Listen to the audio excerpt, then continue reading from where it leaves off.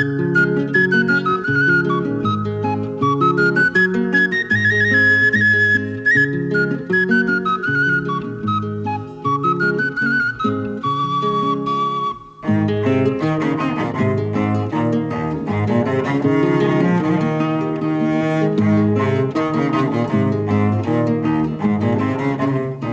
Soldier's Luck.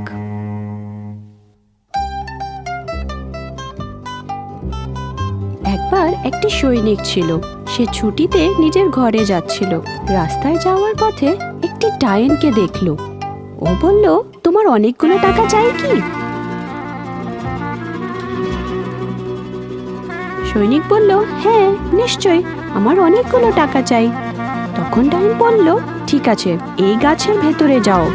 ওখানে যাওয়ার পরে তোমার যত টাকা দরকার তুমি নিতে পারো, কিন্তু আমার একটি শর্ত আছে।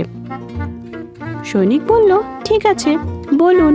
ডাইন বলল, নিচে 3টি বক্স আছে এবং প্রত্যেকটি বক্সের ভেতরে সোনা আছে এবং একটি কুকুর যারা তার পাহারাদারি করে, এবং তোমার কোমরে একটা রশি লাগিয়ে আমি তোমাকে নিচে পাঠিয়ে দেব। তোমার সঙ্গে এই চাদরটা পাঠাচ্ছি। এই চাদরটা নিচে গিয়ে ওই কুকুরের ওপরে ঢেকে দিও এবং ওই বাক্স থেকে যতগুলো টাকা চাই ততগুলো তুমি নিতে পারো। ওখানে সাইডে যে বাক্সটা পড়ে থাকবে ওটা আমার জন্য নিশ্চয় নিয়ে এসো।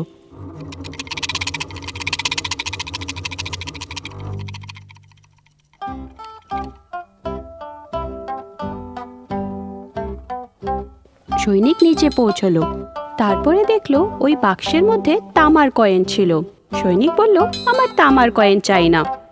এটা বলে ও কুকুরকে আবার তার উপরে বসিয়ে দিল এবং আগে চলে গেল। তারপরেও দ্বিতীয় কুকুরকে ওই চাদরের উপরে বসালো এবং দেখলো ওই বাক্সের মধ্যে রূপোর কয়েন ছিল। সৈনিক বলল, আমার রূপোর কয়েন চাই না। এটা বলে ও কুকুরকে আবার বাক্সের উপরে বসিয়ে দিল এবং আগে চলে গেল। আগে তৃতীয় কুকুরকেও ও চাদরের উপরে বসিয়ে দিল এবং দেখলো ওর মধ্যে সোনার কয়েন ছিল। ওর যতগুলো সোনার কয়েন চাই ও বাক্সে ভরে নিল এবং ওখান থেকে জাদুর বাক্সটা নিয়ে ওপরে চলে আসলো। ওপরে এসে ও ডাইনকে জিজ্ঞেস করলো, এই বাক্সটা কিসের?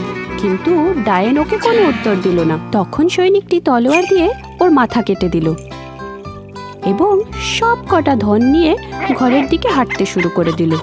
নিজের শহরে এসে ও সবার জন্য খাবার এবং পোশাক কিনে নিল। আর সৈনিকটা একটা গাড়ি কিনলো এবং পুরো শহরে ঘুরতে শুরু করে দিল।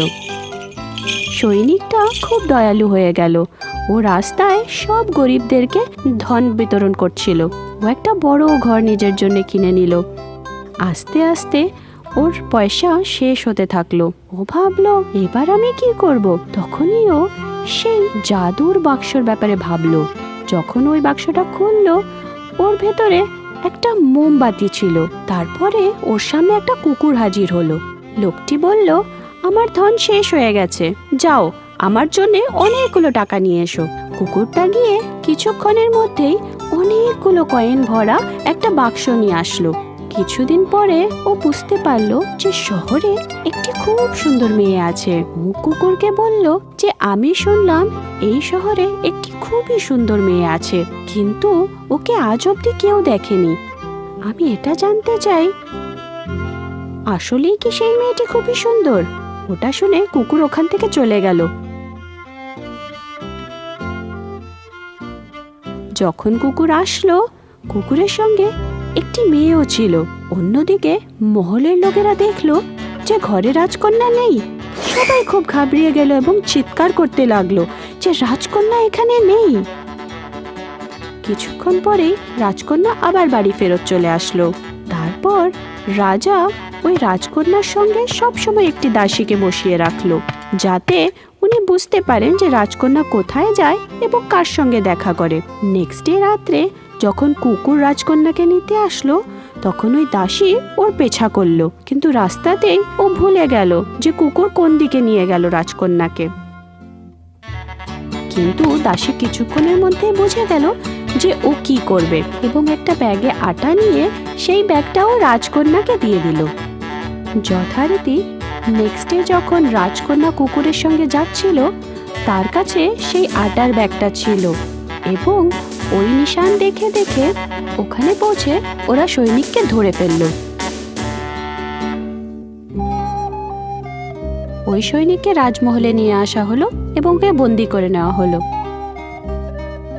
যখন ও জেলে বন্ধ ছিল তখনই ওর সামনে থেকে একটি ছেলে গেল।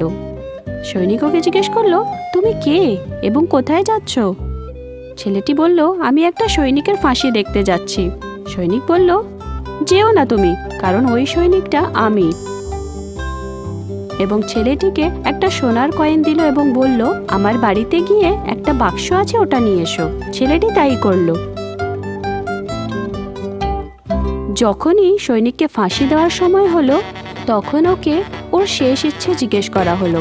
ও বলল যে ও 3টে মোমবাতি জ্বালাতে যায়। যখনই ও 3টে মোমবাতি জ্বালালো তখন 3টে কুকুরই ওর সামনে চলে আসলো। মহারাজ, আপনার কি চাই? তোমরা দেখতে পাচ্ছ না আমার ফাঁসি হচ্ছে? এটা শুনতেই কুকুর পুরো ভিড়ের ওপরে লাফিয়ে পড়ল। কিন্তু ওরা রাজকুমারীকে কিচ্ছু করলো না এবং ওরা দুজনেই বিয়ে করে নিল।